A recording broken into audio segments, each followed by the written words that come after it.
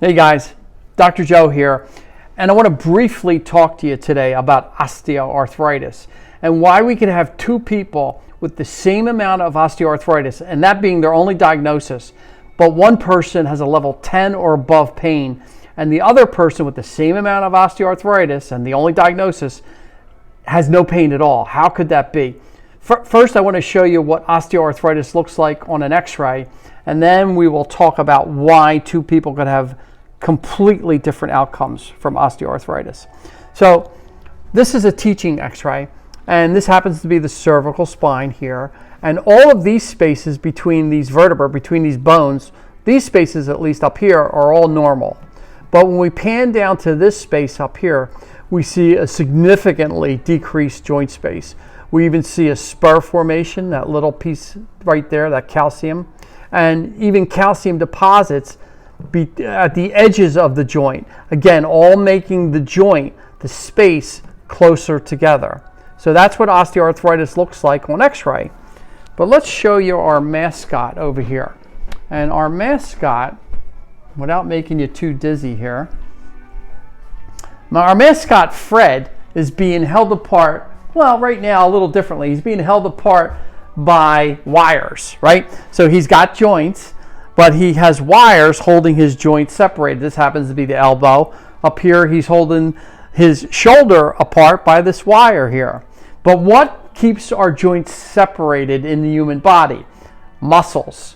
Now, when you have tone, if you have a toned muscle on this side, let's say the shoulder joint, and a toned muscle on this side of the shoulder joint, even though there might be significant arthritis there, those muscles are able to pull this joint, this, let's say it's an osteoarthritic joint, but it's able to pull this joint apart. Because what are we without our muscles? What would the skeleton be without these wires holding it together, without our muscles? This skeleton would literally just be a pile on the floor.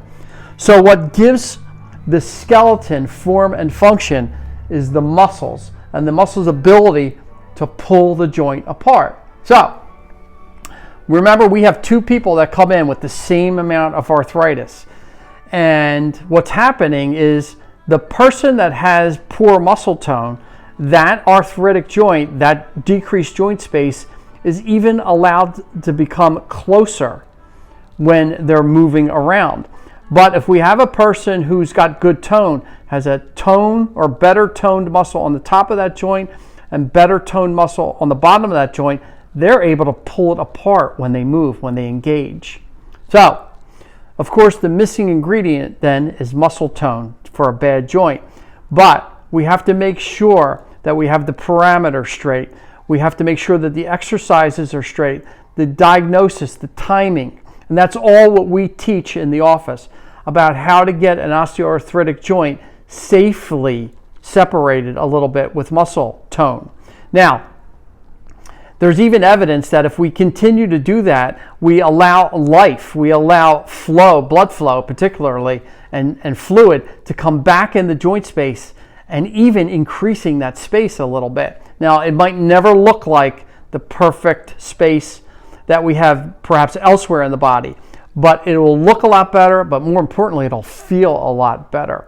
So we teach that in here along with the adjustments that you need exercise to pull osteoarthritic joints slightly apart so that you are that person that even though you have osteoarthritis, you feel a lot better with it.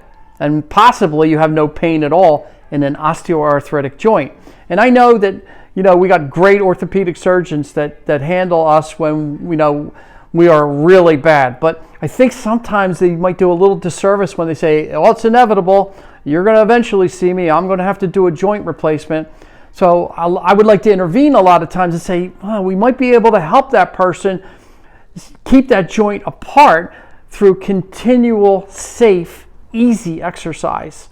And there are particular exercise regimens that really work great. And that's what we explain in the office. I hope to see you in the office soon. I hope that gave you a little bit of insight why you should never lose total hope when you get a diagnosis of osteoarthritis. There is a lot that you can do. So we'll see you hopefully in the office. We'll talk to you next time. Okay, signing off. Bye.